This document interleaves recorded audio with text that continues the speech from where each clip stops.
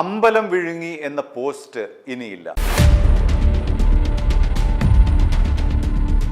കേരളത്തിൽ പ്രധാനപ്പെട്ട ഒരു പോസ്റ്റാണ് അമ്പലം വിഴുങ്ങി എന്ന് പറയുന്നത്. നമ്മൾ എത്രയോ തലമുറകളായി കേട്ടുവരുന്ന ഒരു പദമാണ് ഈ അനൗദ്യോഗികമായ പോസ്റ്റ്. കാരണം ഈ അമ്പലവുമായി ബന്ധപ്പെട്ട് ചുറ്റിപ്പറ്റി നിൽക്കുന്ന അവിടുത്തെ ഭരണകാര്യങ്ങൾ കൈകാര്യം ചെയ്യുന്ന ആൾക്കാർ ഈ കാണിക്ക തുക അടിച്ചു മാറ്റുന്ന ഒരു സ്വഭാവമുണ്ട്. അതിനെയാണ്, അങ്ങനെ അടിച്ചു മാറ്റുന്നവരെയാണ് നാട്ടുമ്പുറത്ത് ഈ അമ്പലം വിഴുങ്ങികൾ എന്ന് പറയുന്നത്. ഇപ്പോൾ അങ്ങനെ അമ്പലം വിഴുങ്ങികൾ മിക്കവാറും എല്ലാ ക്ഷേത്രങ്ങളിലുമുണ്ട്. മേജർ ക്ഷേത്രങ്ങളിലായിക്കോട്ടെ, മൈനർ ക്ഷേത്രങ്ങളിലായിക്കോട്ടെ, ഇപ്പോഴും ഈ അമ്പലം വിഴുങ്ങിയുടെ വിളയാട്ടമാണ് ഉള്ളത്. CCTV ക്യാമറ വെച്ചെങ്കിൽ പോലും ഈ അമ്പലം വിഴുങ്ങികളെ നമുക്ക് കാണാൻ കഴിയും. എണ്ണുന്ന കൂട്ടത്തിൽ കുറേ എടുത്ത് പോക്കറ്റിലിടുന്ന രീതി നമുക്ക് കാണാൻ എത്രയോ CCTV ദൃശ്യങ്ങൾ അങ്ങനെ പുറത്തു വന്നിട്ടുണ്ട്. അങ്ങനെ ഈ ക്ഷേത്രങ്ങളുടെ ശാപമാണ് ഈ പറയുന്ന അമ്പലം വിഴുങ്ങികൾ. അവർ ഭക്തരെ പച്ചയ്ക്ക് പറ്റിക്കുകയാണ്. കാരണം ഭക്തർ ഇടുന്ന ദേവനും ദേവിക്കും അവരുടെ ഇഷ്ട ദേവതകൾക്ക് കാണിക്കയിടുന്ന ഈ പൈസ അത് മോട്ടിച്ചോണ്ട് പോകുക എന്ന് പറയുന്നത് അങ്ങേയറ്റത്തെ ദൈവനിന്ദ മാത്രമല്ല, ഈ വിശ്വാസികളോട് ചെയ്യുന്ന ഒരു ചതി കൂടിയാണ്. ഇത് സർക്കാർ തിരിച്ചറിഞ്ഞിട്ട് വർഷങ്ങളായി പല നടപടികളെടുത്തു. ഈ പറയുന്ന മേജർ ക്ഷേത്രങ്ങളടക്കം ഈ കാണിക്ക എണ്ണുന്ന സ്ഥലങ്ങളിൽ CCTV ക്യാമറ വെച്ചു.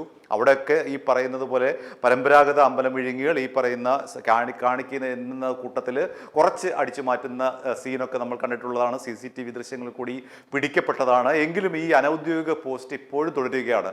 മേജർ മൈനർ ക്ഷേത്ര വ്യത്യാസമില്ലാതെ അമ്പലം വിഴുങ്ങികൾ അങ്ങനെ വിലസുകയാണ്. എന്തെല്ലാം സാങ്കേതിക വിദ്യ കൊണ്ടുവന്നാലും അതൊന്നും തങ്ങളുടെ തൊഴിലിന് തടസ്സമല്ല എന്ന നിലയിലാണ് ഈ അമ്പലം വിഴുങ്ങികളുടെ അഴിഞ്ഞാട്ടം. ഇപ്പോഴിതാ ഈ അമ്പലം വിഴുങ്ങികളെ എന്നേക്കുമായി ഇല്ലാതാക്കാൻ തുനിഞ്ഞിറങ്ങിയിരിക്കുകയാണ് നമ്മുടെ ദേവസ്വം ബോർഡ്. ഹൈക്കോടതിയുടെ അനുമതിയോടുകൂടി ഒരു സോഫ്റ്റ്വെയർ ദേവസ്വം ബോർഡ് ഡെവലപ്പ് ചെയ്തിരിക്കുകയാണ്. AI സാങ്കേതിക വിദ്യ അധിഷ്ഠിതമായിട്ടുള്ള ഒരു സോഫ്റ്റ്വെയർ ആണിത്. ദേവസ്വം ബോർഡിന് വേണ്ടി ഇത് നിർമ്മിച്ച് നൽകിയിരിക്കുന്നത് സർക്കാർ സ്ഥാപനമായ കിറ്റ്ഫ്രയാണ്. ഇത് ദേവസ്വം ബോർഡിന് വേണ്ടി നിർമ്മിച്ച് നൽകിയിരിക്കുന്നത്. അതിൻ്റെ സാങ്കേതിക വിദ്യയും ഒക്കെ ചേർത്ത് AI സാങ്കേതിക വിദ്യയോട് കൂടിയുള്ള ഈ സോഫ്റ്റ്വെയർ നിർമ്മിച്ച് ദേവസ്വം ബോർഡ് നൽകിയിരിക്കുന്നത് സർക്കാർ സ്ഥാപനമായിട്ടുള്ള കിറ്റ്ഫ്രയാണ്. എന്താണ് ഈ കിറ്റ്ഫ്ര നിർമ്മിച്ച് നൽകിയിരിക്കുന്ന ഈ ഏകീകൃത സോഫ്റ്റ്വെയർ ഡെവലപ്മെന്റിന്റെ മറ്റ് വിശേഷങ്ങളെന്ന് പരിശോധിച്ചാൽ ദേവസ്വം ബോർഡിന്റെ കീഴിൽ 1252 ക്ഷേത്രങ്ങളാണ് ഉള്ളത്. ഇവയ്ക്ക് ഒരു ഏകീകൃത സ്വഭാവമില്ല. അവർ കാണിക്ക ഇടുന്നത് എത്രയാണ്, കാണിക്ക എണ്ണുന്നത് എത്രയാണ്, എത്ര രൂപ ഒരു മാസം കിട്ടുന്നുണ്ട്. പ്രത്യേകിച്ച് ശബരിമല പോലുള്ള വലിയ മേജർ ക്ഷേത്രങ്ങളിൽ വരുന്ന കാണിക്കയുടെ തുക പലപ്പോഴും പ്രശ്നങ്ങൾ ഉണ്ടായിട്ടുണ്ട്. അതുമായി ബന്ധപ്പെട്ട വിവാദങ്ങൾ ഒക്കെ ഉണ്ടാകുന്ന ഒരു പശ്ചാത്തലത്തിൽ കൂടിയാണ് ദേവസ്വം ബോർഡ് ഇങ്ങനെ ഒരു ഏകീകൃത സോഫ്റ്റ്വെയർ രൂപീകരിക്കാൻ തീരുമാനിച്ചത്. അതിന് ഹൈക്കോടതിയുടെ അനുമതി തേടി, ഹൈക്കോടതി അതിന് അനുമതി നൽകി. അതിനുശേഷമാണ് നീണ്ടുനിന്ന ഈ ഒരു പരീക്ഷണത്തിന് ശേഷം ഇപ്പോൾ ഈ സോഫ്റ്റ്വെയർ യാഥാർത്ഥ്യമായിരിക്കുന്നത്. ദേവസ്വം ബോർഡുകളുടെ കീഴിലുള്ള ആനകളുടെ കണക്ക്, അതേപോലെ തന്നെ ഉന്നത ഉദ്യോഗസ്ഥർക്ക് നിരീക്ഷിക്കാൻ കഴിയുന്ന സംവിധാനമാണ് ഇതിനുള്ളത്. അതിൽ കൂടി നോക്കിക്കഴിഞ്ഞാൽ എല്ലാം തന്നെ കാണാൻ കഴിയും. ഒരു ക്ഷേത്രത്തിൽ കിട്ടുന്ന വരുമാനം എത്രയാണ്, അത് എണ്ണുന്നവരുടെ ദൃശ്യങ്ങൾ, ഓരോ ദിവസവും എത്ര രൂപ ഒരു ക്ഷേത്രത്തിന് ലഭിച്ചു, ആ തുക കൃത്യമായിട്ട് ബാങ്കിലേക്ക് അടയ്ക്കുന്നുണ്ടോ, ബാങ്കിൻ്റെ രേഖകൾ എന്തെല്ലാമാണ്, എത്ര രൂപ വഴിപാടായി ലഭിക്കുന്നു, ദേവസ്വം ഓഫീസുകളുടെ പ്രവർത്തനം എങ്ങനെയാണ്, ഫയൽ നീക്കം എങ്ങനെയാണ്, ശബരിമല ദർശനത്തിനുള്ള ക്യൂ ഇടപാട് എങ്ങനെയാണ് തുടങ്ങിയിട്ടുള്ള എല്ലാ തരത്തിലുള്ള ഈ ദേവസ്വം ബോർഡുമായി ബന്ധപ്പെട്ട ക്ഷേത്രങ്ങളിലെ, അതായത് 1252 ക്ഷേത്രങ്ങളിലെ എല്ലാ ഇടപാടുകളിലും ഈ ഒരു ഏകീകൃത സോഫ്റ്റ്വെയർ വഴി നിയന്ത്രിക്കാൻ കഴിയും.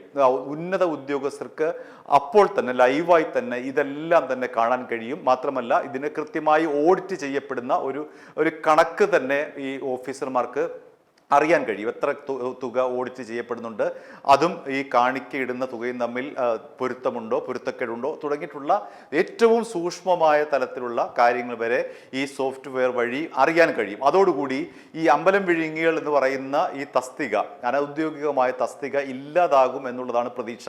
കാരണം എന്തെല്ലാം സാങ്കേതിക വിദ്യ കൊണ്ടുവന്നാലും അതിനെയൊക്കെ മറികടക്കാൻ തക്ക വിധമുള്ള ശേഷിയുള്ളവരാണ് ഈ അമ്പലം വിഴുങ്ങികൾ. അപ്പോൾ അവരെ നിയന്ത്രിക്കാൻ വേണ്ടി പുതിയൊരു സാങ്കേതിക വിദ്യ കൊണ്ടുവരികയാണ്. ഇനി ഇതിനെ എങ്ങനെ മറികടക്കുമെന്നുള്ള ചിന്തയിലായിരിക്കും ഇപ്പോൾ അമ്പലം വിഴുങ്ങൽ എന്നുള്ള കാര്യത്തിൽ യാതൊരു തർക്കവുമില്ല. അവരൊരു പക്ഷേ ഈ ഒരു ഏകീകൃത സോഫ്റ്റ്വെയർ ആയിട്ടുള്ള ഈ കിഫ്ര രൂപം നൽകിയിട്ടുള്ള ഈ ഒരു ഏകീകൃത സോഫ്റ്റ്വെയറിനെ പോലും മറികടക്കാൻ തക്ക ടീമുകളാണ് ഈ പറയുന്നവർ. എല്ലാവരുമല്ല, ഒരു സംഘമാണ് ഇതിനകത്തുള്ള, ഒരു നിഗൂഢ സംഘമാണ്. അവര് ഏത് ഭരണം മാറി വന്നാലും ആരൊക്കെ ഭരിച്ചാലും എന്തെല്ലാം CCTV വെച്ചാലും അവരവിടെയുണ്ട്. അപ്പോൾ അവരെ തടയിടാൻ വേണ്ടിയിട്ടുള്ള നല്ലൊരു നീക്കമാണ് ഇപ്പോൾ ദേവസ്വം ബോർഡിന്റെ ഭാഗത്ത് നിന്ന് ഉണ്ടാക്കിയിരിക്കുന്നത്. തിരുവാഭരണം അടക്കം സൂക്ഷിച്ചിരിക്കുന്ന സ്ട്രോങ് റൂമിൻ്റെ അവസ്ഥ അതൊക്കെ ലൈവായി കാണാൻ കഴിയുന്ന ദേവസ്വം ഉന്നത ഉദ്യോഗസ്ഥർക്ക് ഇതെല്ലാം ലൈവായി കാണാൻ കഴിയുന്ന രീതിയിലുള്ള ഒരു സോഫ്റ്റ്വെയർ ആണ്. ഇനി ദേവസ്വം ബോർഡുമായിട്ട് ബന്ധപ്പെട്ട മറ്റൊരു കാര്യം എന്ന് വെച്ചാൽ, അവിടെ ദേവസ്വം ബോർഡിലെ അഡ്മിനിസ്ട്രേറ്റീവ് ഓഫീസർ തസ്തികയിൽ ഇപ്പോൾ കരട് രൂപമായി. അതായത് ദേവസ്വം ബോർഡിന് കീഴിലുള്ള 26 ക്ഷേത്രങ്ങളിൽ ഈ തസ്തിക ഒഴിഞ്ഞു കിടക്കുകയാണ്. അപ്പോൾ ഈ തസ്തികയിലേക്ക് അപേക്ഷ ക്ഷണിച്ചു. അങ്ങനെ അപേക്ഷ ക്ഷണിച്ച് ഈ കരട് രൂപമായപ്പോൾ ദേവസ്വം ബോർഡ് പ്രസിഡന്റാണല്ലോ കെ ജയകുമാർ, തിരുവിതാംകൂർ ദേവസ്വം ബോർഡ് പ്രസിഡന്റാണല്ലോ കെ ജയകുമാർ, മുൻ IAS അദ്ദേഹം ഏറ്റവും സത്യസന്ധനായിട്ടുള്ള ഉദ്യോഗസ്ഥനാണ്. ശബരിമല കൊള്ളക്കേസിന് ശേഷമാണ് ഇടത് സർക്കാർ അദ്ദേഹത്തെ അവിടേക്ക് നിയമിക്കുന്നത്. ദേവസ്വം ബോർഡ് പ്രസിഡന്റുമാർ അടക്കമുള്ളവരൊക്കെ ഈ ശബരിമല സ്വർണ്ണക്കൊള്ളയുമായി ബന്ധപ്പെട്ട് കുടുങ്ങിയപ്പോഴാണ് കെ ജയകുമാറിനെ സർക്കാർ തിരുവിതാംകൂർ ദേവസ്വം ബോർഡ് പ്രസിഡന്റാക്കുന്നത്. അദ്ദേഹം ഈ കരട് പട്ടിക പരിശോധിച്ചപ്പോൾ, അതായത് അഡ്മിനിസ്ട്രേറ്റീവ് ഓഫീസർമാരുടെ തസ്തികയിലേക്കുള്ള കരട് രേഖ പരിശോധിച്ചപ്പോൾ അദ്ദേഹം കണ്ണുതള്ളിപ്പോയി. കാരണം 8 പേർ ഇതിൽ വിജിലൻസ് അന്വേഷണം നേരിടുന്നവരാണ്, ഈ തസ്തികയിൽ ഉൾപ്പെടുന്നവർ.